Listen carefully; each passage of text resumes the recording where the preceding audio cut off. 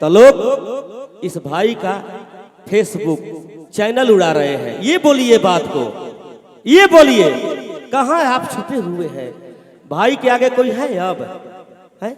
ये बोलिए कि भाई को नीचे गिराने के लिए अब गावा, अब आइए।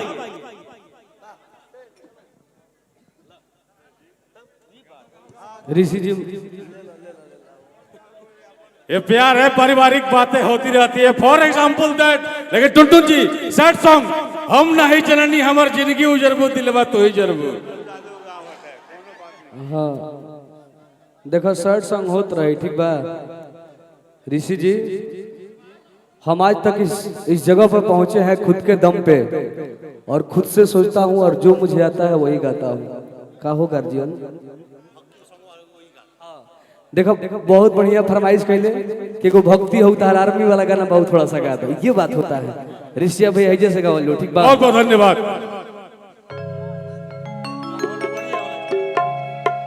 नमस्कार प्रणाम, और हम आप सबके भाई टुनटुन यादव आज महुआ बाग के पावन धरती पे अपना परिवार में प्यार पावे खातिर आइल बानी। नौजवान भाई खातिर हम हमेशा गाना गाइला, एगो भक्ति में गाना गैले रहे। हरि की नौकरी लगी तहरा ऑर्डर पर भेज दे बीमाई बॉर्डर पर।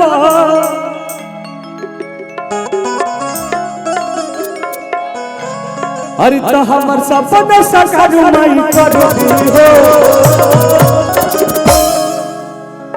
अरविंद भैया अपना एनर्जी थोड़ा सा दीजिएगा हमको।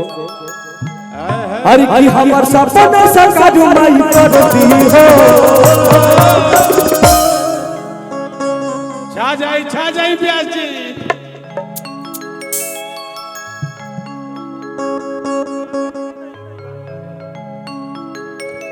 सुनील भैया के सम्मानित आई, सुनील भैया, मंजीत भैया, सुनील भैया के सम्मानित करी ना, कॉमेडी स्टार, बहुत अच्छा कॉमेडी करी ना, बबुआ भुवन भैया, अनिल भैया, चंदन भैया, सुनील भैया के सम्मानित करी। जैसा आदेश शिल्पी जी के कि इनको कहीं जाना है, बहुत अच्छे कॉमेडी स्टार भी है। बहुत बहुत हार्दिक अभिनंदन, स्वागत अंगबर से, बहुत बहुत हार्दिक अभिनंदन, स्वागत सुनील भैया, बबुआ भुवन भैया, आई टुनटुन भैया। वाह वाह, आई व्यास जी।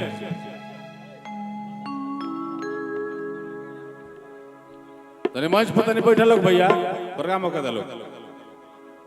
हम जाम की आ जाओ, थोड़ा सा सपोर्ट दे दलो हमारा के। हरि की हमर सपना साकार माई कर दी हो। हरि की यार मिल भर हम जनवा करे अजी हो। अते हम चाहा दे देवी मैया बददी। ये गाना हम 2021 में जब गए तो पूरे बिहार, यूपी, झारखंड के यहाँ तक जहाँ जहाँ आर्मी का एकेडमी चलता था, वहाँ के हर नौजवानों ने मुझे प्यार आशीर्वाद देना चालू कर दिया। उसके बाद आपका भाई का जलवा एक तरफा रहा, और आप लोगों के प्यार आशीर्वाद से एक तरफा रहता रहेगा। हरि की रंगदारी के बात न करो, सगरो बाटे हाला। हराई फल से खूटा ठोकाला। हरि की हमारे घर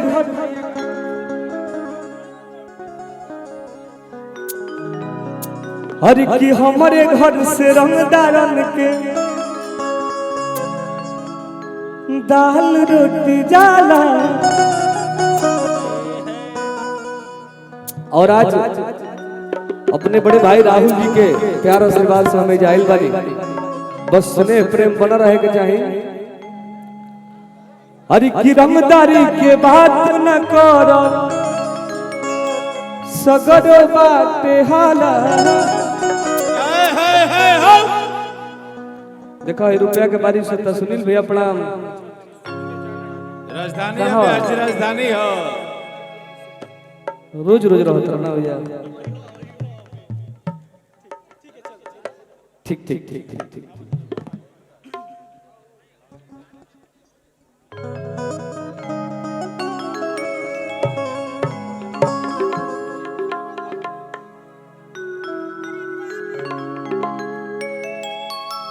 आई ब्याजी लाइव में लागत हमरा चंदन भैया के हमारा बुलावे के पड़ी। चंदन भैया एक दो गाली अगरा बाद डूट गई और छोटू भैया के दे दे एगो माइक। तीनों आदमी हमनी के गा देतन जे भाई प्रचार बहुत ज्यादा करा करलो हमरा से। हरि की यार मिल भर हम जनुआ करे अरजी हो। हर मिल भर हम जनुआ करे अरजी हो। देह पुतहा देवी मैया अरजी हो।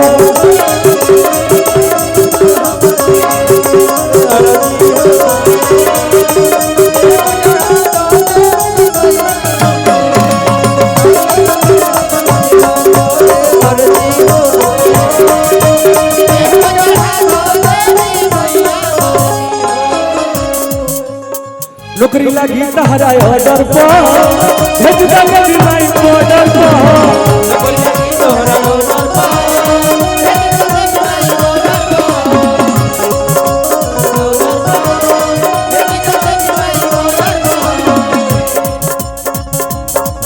हमर सपना साकार माई कर दी हो।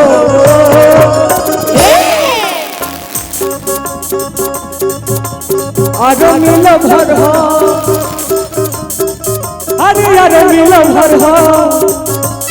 अरे मिल भर हो मजनुआ करे अरजी हो। देह पे जहाज देवी मैया अरजी हो। और देखो भाई भाई भाई भाई भाई भाई और देखो हमरा परिवार से एक सुपरस्टार भैया और एक सुपरस्टार म्यूजिक डायरेक्टर अनिल भैया की तरफ से और छोटू छलिया भैया की तरफ से हजारों हजार रुपए के पुरस्कार। और ये मोहब्बत हमेशा बना रहे के चाहिए। और आज हम अपना परिवार में आए बने तो हम चाहते नहीं कि हम अकेले गाना गाएं। छोटू भैया के भी माइक दे दलो और हमरा चंदन भैया के भी माइक दे दलो और एगो बात तो बबुआ विनोद भैया के माइक दे दलो। अरे की हमर सपना साकार माई कर दी हो।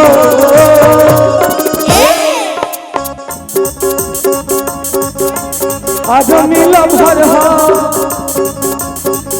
आज यार मिल भर हो। हर मिल भर हो मजनुआ करे अरजी हो।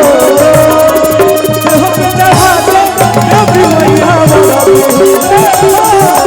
हर मिल भर हो मजनुआ करे अरजी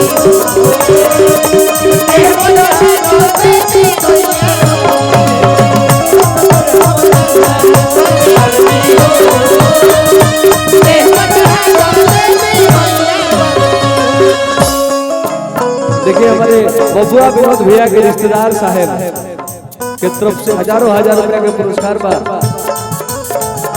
भैया भैया भैया अंतरा के ले रही हो। हर की पास करा दो रिटर्न भैया पास करा दो फिजिको। और देखिए हमारे विनोद भैया जी के जीजा जी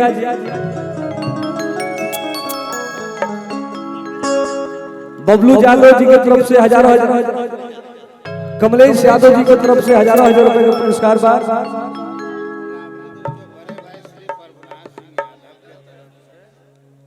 हेलो भाई वेंजू की आवाज बढ़ाओ ऑपरेटर ठीक साहब। ठीक ठीक। और देखिए हमारे बड़े भैया तेजस्वी भैया जी के मामा जी आदरणीय प्रभुनाथ सिंह यादव जी की तरफ से हमनियों के मम्मी बानी लाखों लाख रुपए के पुरस्कार मिला। और डिमांड बाकी जनुआ हमारा लेडी लवर है।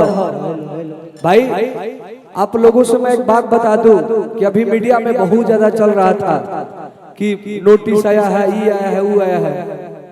हमारे पास कुछ नहीं आया है भाई। और मैं कंटिन्यू गाना गाता रहूंगा। हर की ना दल बदलू पलटू नहीं छेदी के हो। हम लालू जी के मैन फैन आज जेडी के बिहार में हमारा पोजीशन कुछ भी हो, लेकिन जलवा हमारा कायम रहेगा।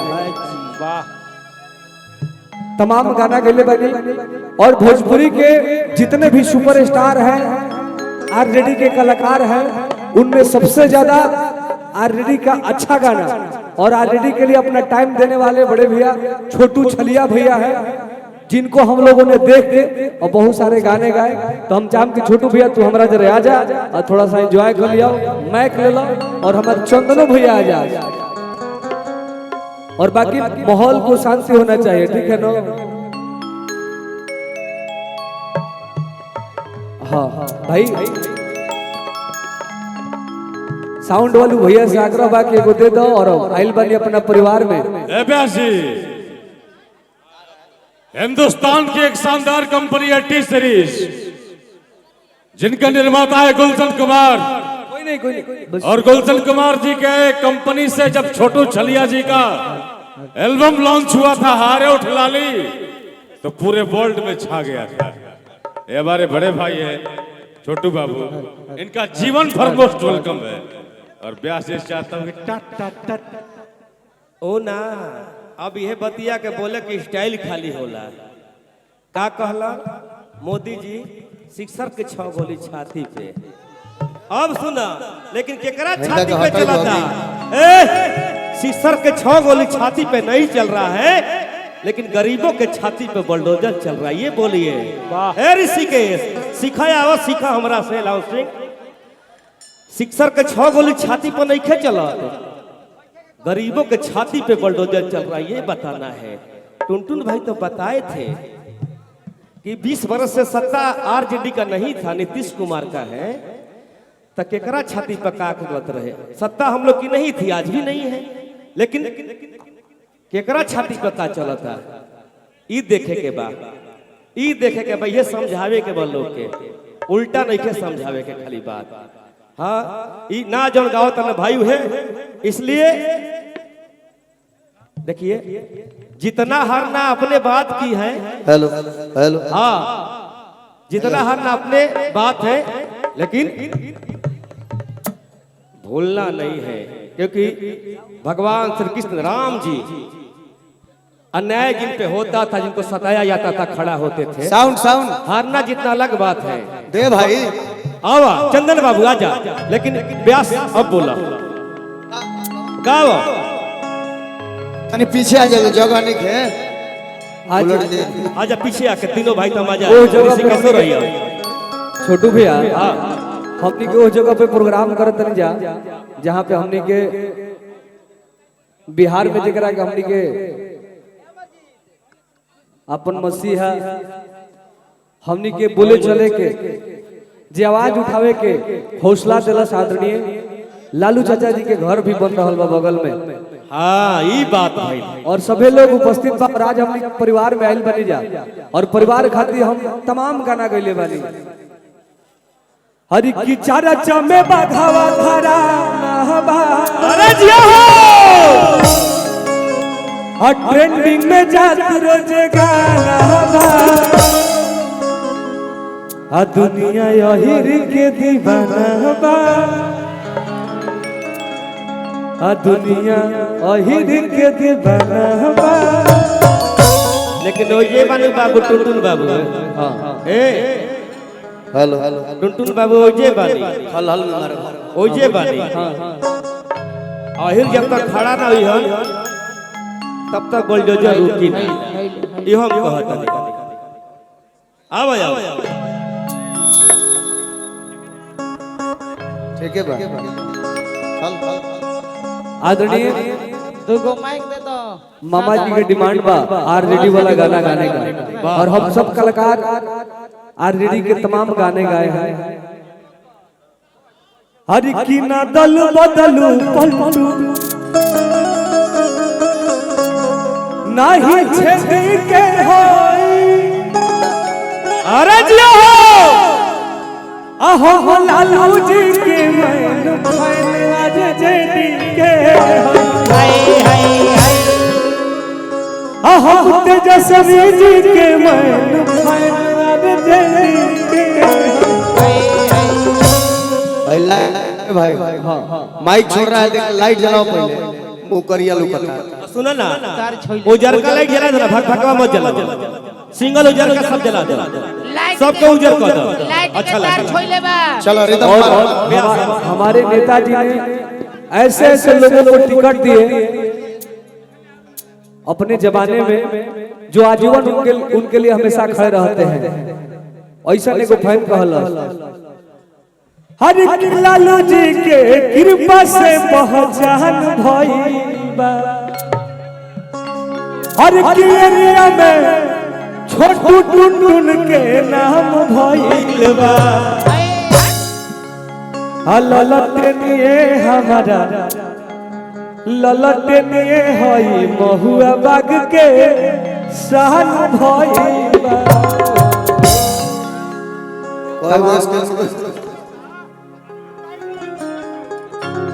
हर की लालू जी के कृपा से पहचान भइबा, लालू जी के कृपा से पहचान भइबा। एरिया में सुनील टुनटुन के नाम भइबा, एरिया में हई टुनटुन जादव के नाम भइबा। और हमारे चंदन भैया को गाना के लिए रहा मुछिया ठीक करेला, मुछिया ठीक करेला भूटानिया आए लालू जी के देनिया। अरे मुछिया ठीक करेला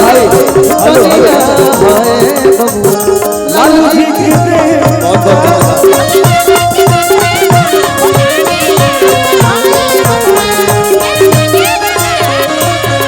लालू जी के दनिया चंदन, लालू जी के दनिया,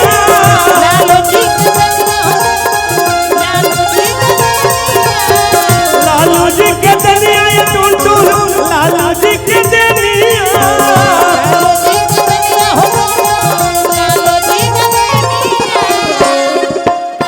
नवाबी झाड़ी काटा गुंडा लोग के डाउन कइले बनिया। लालू जी के देनिया।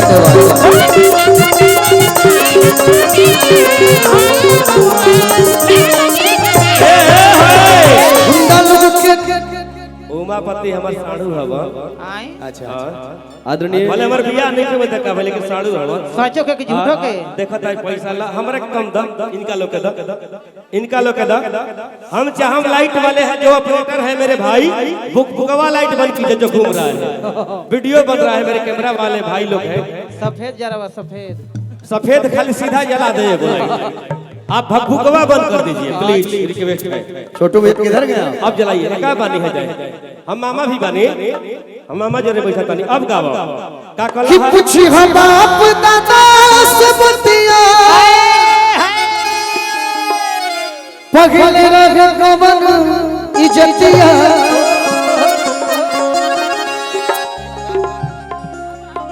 कि बाबूजी से पूछी हम दादा से पूछी हम बाबूजी से, नवाबी झाड़ी कटाता चनिया है बबुआ लालू जी के देनिया।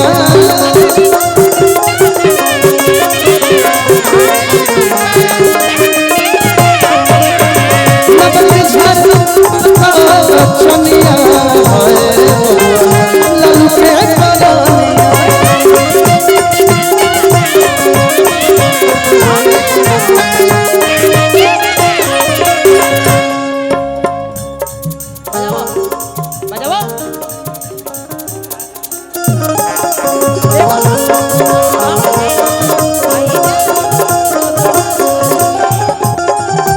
भैया भैया भैया भैया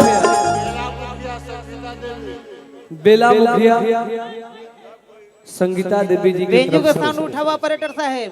5000 रुपए का पुरस्कार बा। बस प्यार आशीर्वाद बना रहे के चाहिए। हमारा ढोलक के बेस आता यहाँ एक बहुत ही इम्पोर्टेंट कलाकार बैठे हैं। ढोलक दोनों उठाओ जल्दी। हमारी शिल्पी राजधानी ढोलक के बेस उठाओ। ए टुनटुन बाबू आई ता राइफल वाला गाना शिल्पी जोरे गा देना बड़ी फरमाइश बा। और चंदन बाबू हाँ भैया गाइए आइए आप भी आइए। हमरा कहता कहता भाई आज तारा लोग के प्यार हमेशा मिलेला हमरा।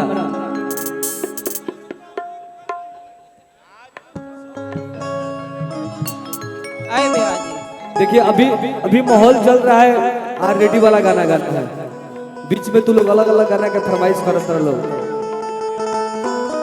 शिल्पी जी के संगे बहुत सारा गाना हमारा आइल बा।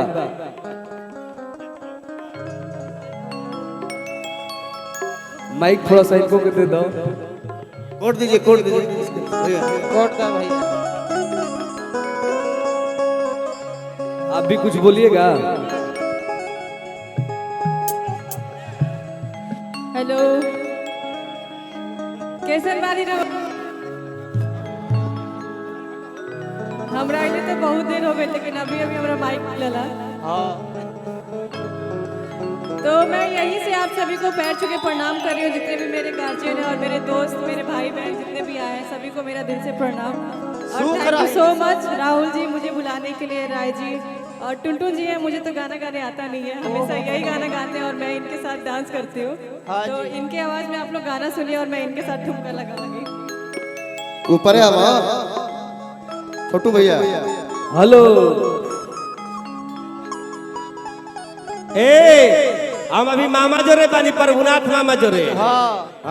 छोटू भैया। ए छोटू भैया बोला एगो छोटा सा नौजवान भाई के फरमाइश बा। शिल्पी जी के देखते हुए एगो हमरा लेखा रंगदार लड़का इनका लेखा लड़की से प्यार करे रहता। हाँ जी। लड़कियां धोखा दे देती है। लड़का कहता का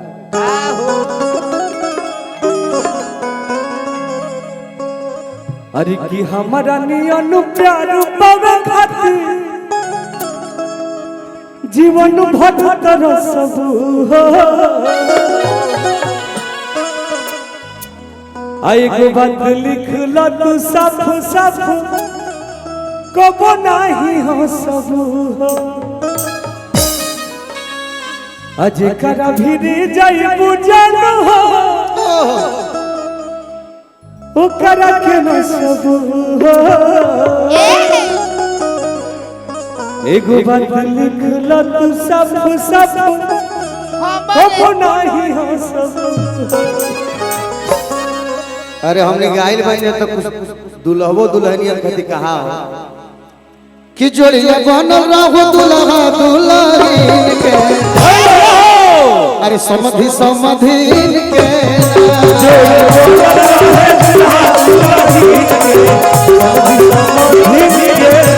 जोड़ी बनल रहो दुल्हा दुल्हन के समधि समधिन के।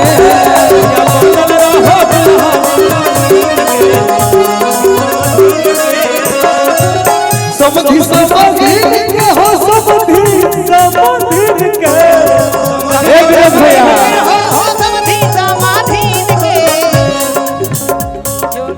हरी जोड़िया बनल रहे बना रहा जोड़ी बनल रहे दुल्हन के समधि समधिन के।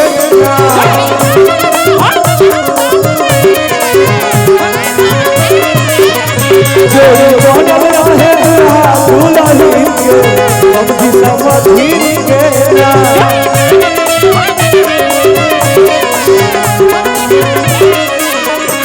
आज मिथिला नगरिया निराल सखिया।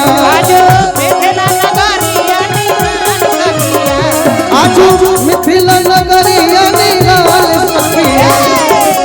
चारों दुल्हा बड़का कमाल सखिया।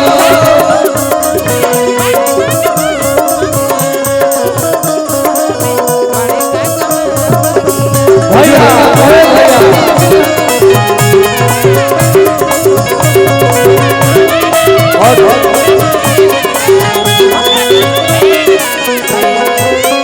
चंदन भैया हमनी के बीच में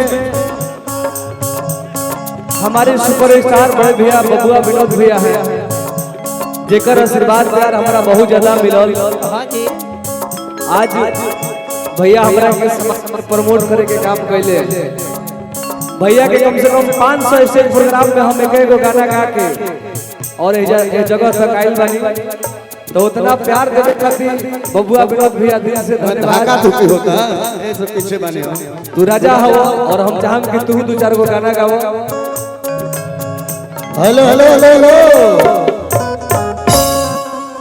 ए टुनटुन नीचे से पुरस्कार आइल बा, हमरा मिलल बा कन्हई यादव के तरफ। छोटू भैया लेकिन पुरस्कार तू ला लो दोनों भाई। ए छोटू भैया रुका अच्छा हमनी के दोनों भाई ना पहले तारा के ना भी तब के आइल बड़ा चंदन भाई 500 तू रख। हाँ ले लो तू ले लो आ रुका हम तो तार दुश्मन है और दूगो 500 आई तू आरा घवानी दिली हलो। आई दोबारा आई तब देखी हां दूगो आई फिर ली हलो। हम एकरा बाद टुनटुन यादव के बड़ भाई आ चंदन भैया के छोट भाई आ छोटू भैया के अपन सागा भाई। हमरा के तो सब कोई ना जानत होई लेकिन एगो बात से जानत होई बोलो कि स्टेज पर गायिका लोग के भैया कहल छोड़ा देने हो। हाँ एकदम भैया ए चलते कि भाई हमारा सामने जवन जवन होई तो हम देवर होई। हाँ जी हमारा सामने मंच पे हमरा के लोग भैया कही तो फिर तो ठीक ना होई। तेरा गवानी जी से हम के मंच पर ठीक बा हमने के देवर हो जाई चाहे लवर हो जाओ लेकिन मंच के नीचे हमरा के के भाई को हम स्वीकार बा लेकिन मंच पे भाई गाओ। अति सुंदर विवाद ना गाना हो के हां चला आओ हो।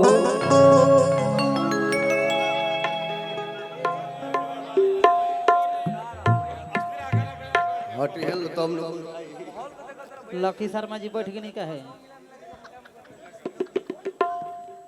चंदन भैया तू कहाँ चल गुलो? ये बने वही बने तू हमरा पास रहो। आप ही के पास आप ही शिल्पी जी एगो बहुत पुराना याद पड़ता हमरा। मैं कहा छोटू भैया लेना कैसे कि छोड़ा था हो हम तो बोगो जी हेलो हम बानी ए नीचे बैठ देखा तनी प्रोग्राम हम ना ऊपर एगो बड़ी पुरान गाना भोजपुरी में रहे बहुत सुन के कौन गाना कि चुमलत सैया जी धराई गईले जियरा लजाई गईले हर सिन हवे पदेवर मोरा आई गईले। लेकिन इस बार क्या हुआ कि चुमलत में काम गड़बड़ाई गईले सैया खिसियाई गईले। काहे खिसिया गईले? नथिया से नकिया छिलाई गईले। अरे नथिया से नकिया छिलाई गईले सैया खिसियाई गईले।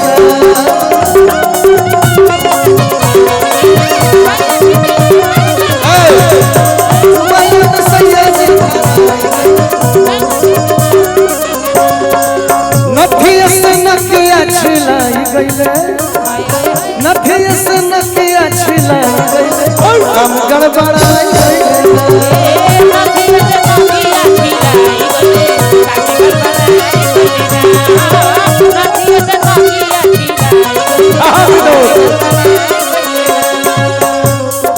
देखिए भैया की बोल रहा सम्मान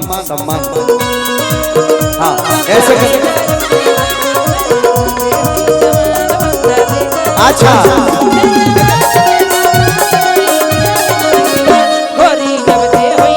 अरे गाती नहीं एक्टर है।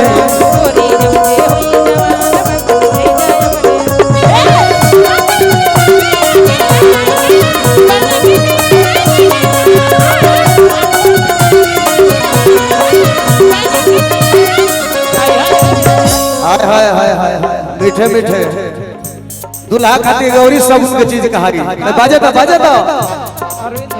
आगे माई हरा दिया तू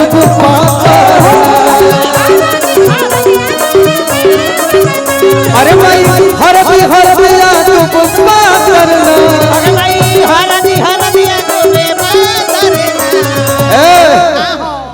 अरे माई बड़का भैया हरदी चढ़ावे